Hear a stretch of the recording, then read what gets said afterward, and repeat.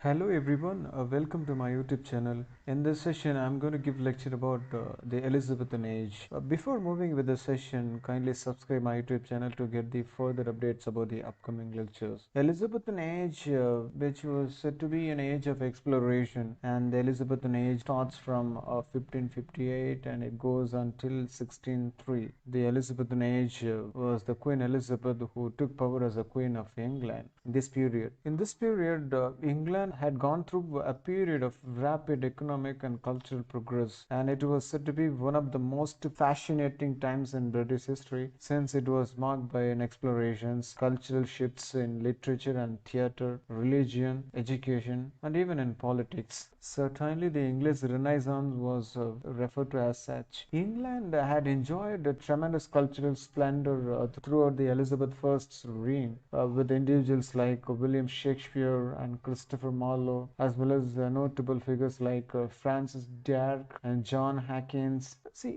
between 1558 until 1603, Queen Elizabeth I was the regent queen of England and Ireland. Queen Elizabeth I was the daughter of Henry VIII, and she was said to be the Tudor dynasty's fifth and final monarch. Following the deaths of her brother Edward VI and Mary I, she ascended to the crown. She has various nicknames, but one of the most well-known is the Virgin Queen, because she refused to marry despite several appeals from the Parliament. After Mary's death, Elizabeth was crowned. Mary I was unpopular, and the English people rejoiced upon her death. The people of England, they were not happy in the reign of Mary I.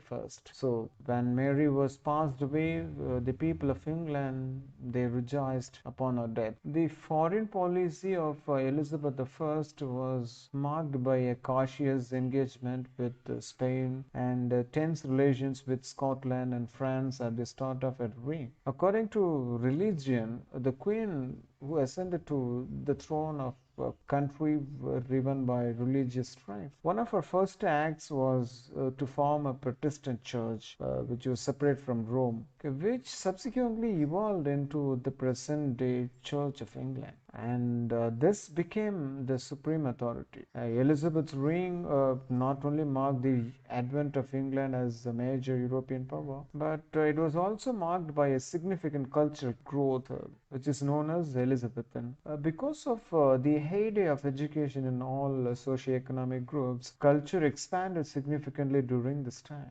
Of course, this blossoming occurred in literature, primarily in theatre, with writers such as William Shakespeare, Christopher Marlowe, Thomas Dekker, John Lilly, and others who those were contributing towards this. A great music by William Byrd, Board, or John Bull, which encouraged development as architecture influenced by the Italian Renaissance and Flamenco culture. Even children from very poor homes were able to attend school during this time if they did not have to work at home. See, the issue was that the financial aid for college was only available in a few areas of the country. The language and vocabulary of Elizabethan England are distinct from of the modern English. Many terms that were employed in those days are no longer in use or have been changed, of course. The Elizabethan alphabet, which comprised 24 letters, but there are now 26. Okay,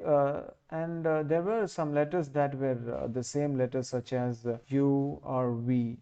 Of course, thanks to the writers of the time, words were continuously evolving and language was expanding. Shakespeare, for example, who coined many of the phrases he used in his plays, he is reported to have, written more than 2,000 words than anyone else in history. Language and vocabulary were not formalized, despite the fact that there were numerous new words. As a result, there was no available dictionary, and words were written in a variety of ways. Shakespeare, for example, was written a variety of ways, including Shakespeare, Shakespere, or Shakespere, or Shakkees, Spere, or even Chasspere. So in these way they used to write. So this literary bloom, which said to have occurred in between 1578 and 1660, therefore lasting beyond the Queen's death. This artistic breach did not occur until English Civil War. Literature flourished throughout the Elizabethan age, particularly in the sphere of theatre. Theatre was a burgeoning industry at this time, and as a result, a slew of new theatres popped up all across London. Money and celebrity attracted entrepreneurs and actors. They started to work in this industry. The old Greek and Roman theatre had been rediscovered by the Italian Renaissance. Seneca inspired the Italians, especially, but tragedies did not follow Seneca's principles. In contrast to the philosopher's ethics, the new tragedies included blood and violence on stage. As a result, this type of violence may have been more cathartic for Elizabethan audiences. The first Elizabethan plays were Sackville and Norton's Gorboduc and Keats' The Spanish Tragedy. Both of them have given a wealth of material of Hamlet by William Shakespeare. See, Shakespeare is known as an English poet and playwright during this period, and this writer had a tremendous talent and was incredibly versatile, surpassing other professionals such as Graham Greene. He was not an intellectual and probably only had a basic education, but he had a tremendous talent and was incredibly versatile, surpassing other professionals. Of course, as a young man, Shakespeare joined a company of actors, and since 1603 he joined in the King's Company, with which he was associated and for which he wrote all his works. So during this Elizabethan period, Shakespeare was handsomely compensated and his literary reputation had been established. See, even though most of his works were popular, Hamlet, Othello, Macbeth, and Antony and Cleopatra, Tempest are regarded as best. See, in this age, even Christopher Marlowe, Thomas Dekker, John Fletcher, and Francis Beaumont, these people were among the notable authors who worked during this period, Elizabethan period. The growth of language and significant allusion to classical myths marked English poetry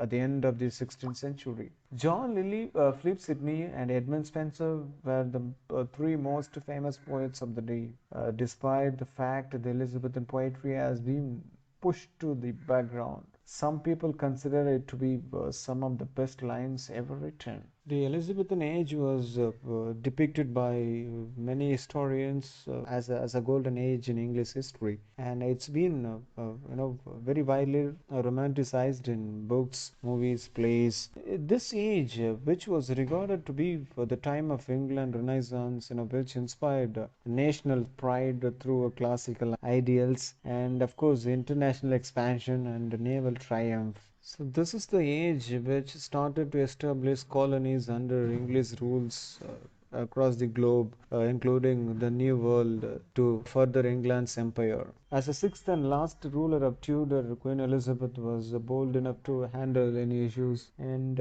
she was making the people to send across the globe. She started sending the people to across the world to invent something, to discover the new countries, new world, and to get the new culture of the people. So she spent for these things a lot, and she was also said to be the wise and just queen, okay, and who chosen the right advisors and was not dominated by them. Of course, she ruled in Elizabethan era for 45 years, and during this time she was the height of the English Renaissance and the time of the development of English poetry and literature. In this age, most of the families who are living in this age were belong to Catholic, and of course the new families were Protestant. In this age, nobility and knights were still at the top of the social ladder. Okay, these men were rich and powerful. Of course, they have large households, but the true growth in society was found in merchant class. Even within the nobility class, there were a distinction between old families and new families, and Certainly, the noble titles were hereditary, passing from father to oldest son, and this took crimes such as treason from a nobleman to lose his title. Many nobles died during the War of Roses. A series of civil wars fought during the 5th century.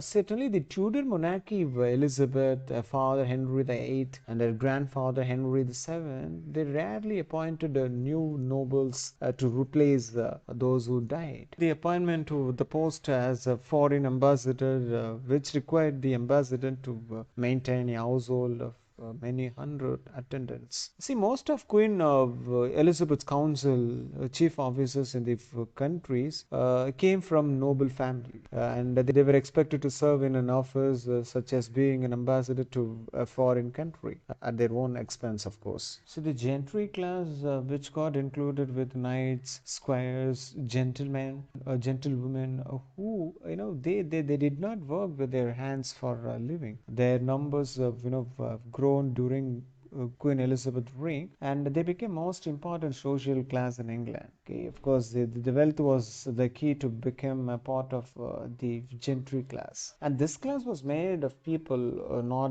born of a noble birth. Of course, the growth of gentry class was the dominant feature of Elizabethan society, and they've necessarily changed things which launched out new paths, whether at home or overseas. The merchant class, which the Tudor era seen the rise of modern commerce with the cloth and weaving leading the way. A prosperous merchant class emerged from the ashes of the Wars of Roses. Of course, the prosperity of the wool trade, which led to surge in the building and the importance which cannot be overstated. The yeomanry, this was said to be the middling class. Of course, the middle class, which saved, they saved enough to live comfortably, but they at any moment through illness or bad luck they plunged into poverty. This class included the farmers, tradesmen, and craft workers. These people took their religion very seriously and could read and write. Laborers said to be the last class in the Elizabethan England, and they poor husbandmen and some retailers. They did not own their own hand, artists, shoemakers, carpenters, and brick masons. Now all these who worked with their hands belonged to this particular society. The Elizabethan England was not particularly successful in a military sense during the period, but it avoided major defeats and built up a powerful navy. On balance, it can be said that Elizabeth provided the country with a long period of general, if not total peace, and generally increased prosperity, due in large part of stealing from Spanish treasure ships and raiding settlements with low defenses and selling African slaves. See, having inherited a virtually bankrupt state from previous reigns, her frugal policies, which restored the fiscal responsibility. This age was also an age of plots and conspiracies, which frequently political in nature, of course, and often involved in the highest levels of Elizabethan society. The high officials in Madrid, Paris, and Rome, they sought to kill Elizabeth, a Protestant, and replace her own Mary, replace her with Mary, the Queen of Scots, a Catholic. In 1570, the Ridolfi plot was, started, and in the year of 1584, the Throckmorton plot was discovered after Francis Throckmorton, who confessed his involvement in the plot to overthrow the Queen and restore Catholic Church in England. The another major conspiracy was, Babington plot. This is an event which most directly led Mary's execution. The discovery of which involved a double agent, Gilbert Gifford, acting under the direction of Francis Walsingham. the Queen's highly effective spy master. Queen Elizabeth I was able to manage to moderate and quell the intense religious passions of it. And this was in significant contrast to previous and succeeding eras of marked religious violence. See, Elizabeth, who said, I have no desire to make windows into men's souls, a desire to moderate of religious precautions of previous Tudor reigns. The persecutions of Catholics under Edward VI and Protestants under Mary I, which appeared to have a moderating effect in English society. Elizabeth, okay, Protestant but undogmatic one, reinstated in the year of 1552 a Book of Common Prayer. This was, with a modification which made clear that the Church of England believed in the real presence of Christ in the Holy Communion, but without a definition how in favor of leaving this as a mystery. She had the black rubric removed from the articles of faith, which allowed the kneeling to receive communion without implying that by doing so it meant the real and essential presence of Christ in the bread and wine. She believed it, so she was not able to get an unmarried clergy Protestants Holy Communion celebrated to look like a mass. The preservation of many Catholic doctrines and practices were the cuckoo's nest, which eventually resulted in the formation of the YM area during the 17th century. Elizabeth I, who spent the rest of her reign ferociously fending off radical reformers and Roman Catholics who wanted to modify the settlement of church affairs. The Church of England was Protestant, with its peculiar arrested development in Protestant terms. In the year of 1570, Pope Pius V, who declared Elizabeth I as a heretic, was now the illegitimate queen, and which subjects no longer owed her obedience. The Pope sent Jesuits and seminarians to secretly evangelize and support Catholics. After several plots to overthrow her, Catholic clergy were mostly considered to be traitors. They were perceived aggressively in England. So Queen Elizabeth I was the one who passed an order to the people of England that everybody has to spend one day for the prayer, which was a Sunday. So Sunday was spared for the prayer. Okay, that system, which has been followed even today. Well, that's it about the Elizabethan age. Thanks for watching. Do subscribe my YouTube channel.